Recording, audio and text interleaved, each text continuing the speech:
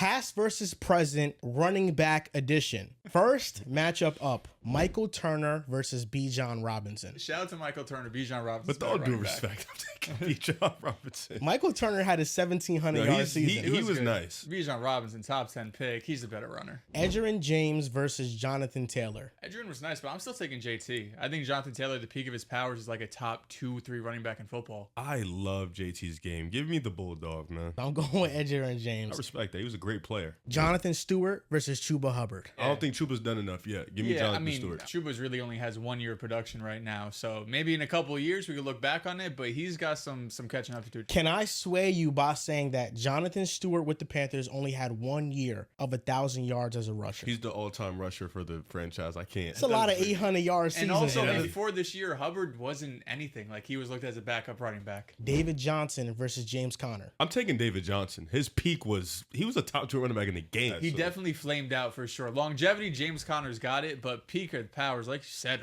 that's a top 2 back in football. The Bills once had a version similar to James Cook, a speedster, and CJ Spiller, and that's who James Cook is matching up against. Give me James Cook. That's close. CJ Spiller was a dog. He just wasn't used the same role. Not that James Cook's a workhorse, but James Cook's getting more looks than CJ Spiller was. James Cook coming off leading the league in touchdowns. I think it's got to go for something. I'll go with James Cook. I'm going with James Cook too, although I think that CJ Spiller is really underrated. Mark Ingram versus Alvin Kamara. Mark Ingram it always felt like he didn't live up to the full hype coming out of college. It always felt just a little bit underwhelming. Give me Alvin Kamara. He was one of the best backs in football. Really efficient. I'll take him. Yeah, I'm taking Alvin Kamara too. Frank Gore versus CMC. Shout out to Frank Gore. CMC's peak.